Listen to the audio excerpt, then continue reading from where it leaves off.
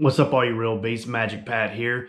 And for our first official Real Talks with Real Beasts, I'm actually going to talk about all of our fishing knots throughout this series on this little segment here. So for today, I'm actually going to talk about the Albright knot. That's the knot that we use to tie leader material to our braid whenever we're fishing.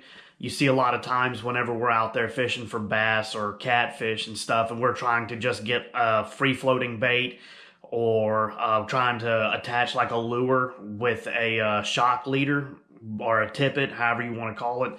That's what we use. So I'm actually going to get into how to tie it. Like, I'm going to show you how to tie it today and just kind of like the reasons for it. So anyway, we'll get right into it.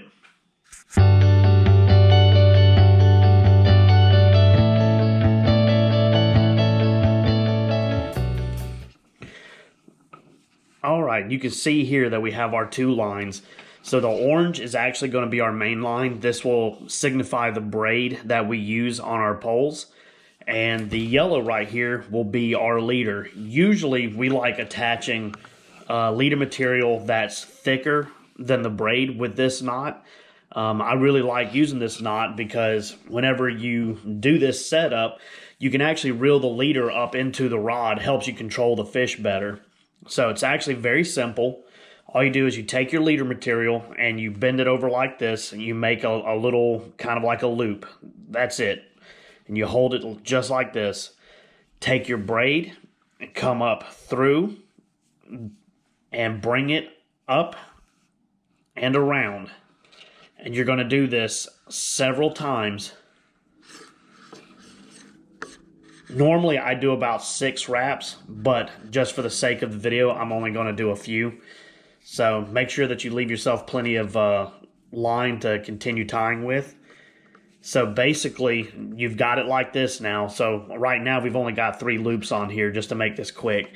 You're going to come back around the same number of times that you went around the first time. So you went back over itself. And then to finish, you're going to come back through the same way the line came in. So it's actually going to look like that inside the loop. And then you just cinch it down. Once you get it down, you can pull on the line that goes towards your reel and tighten it down. And it should look something like this. You'll take a razor or a knife or something that is really sharp, and you're going to cut the tag in right here as close as you can without cutting your main line. Get rid of the tag in. This side right here, I usually like to put a lock knot, so I will either do one, or you can even go around twice and cinch it down, and then cut this even right here. That's just for an extra protection. A lot of times you don't even have to put that knot. Once it cinches down, it's pretty tight.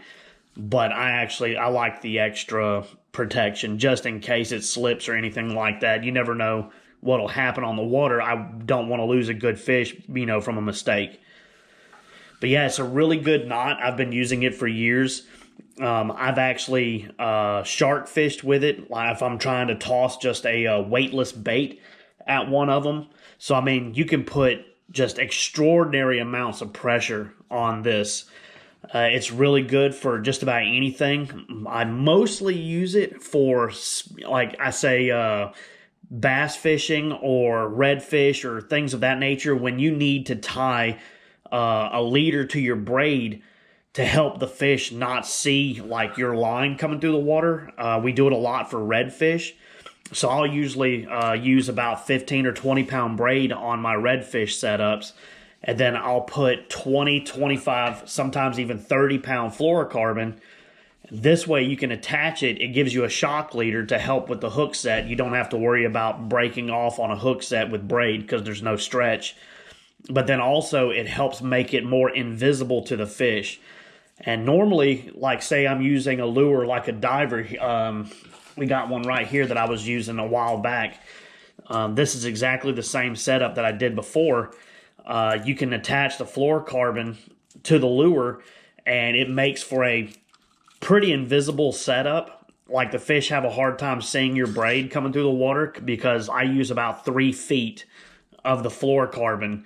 That's plenty. It keeps it way out of the fish's view, and actually gives you some good abrasion resistance too. You know, the fluorocarbon's actually tougher than the braid is, so if you go across rocks or if the fish gets you up inside some kind of structure like a bridge, you know, the fluorocarbon will last a lot longer than the braid will actually last. It saved me on a couple of fish. I actually had one time a huge sheep's head get me in the pilings, and going through, the knot actually right here caught on the edge, and he couldn't pull it around.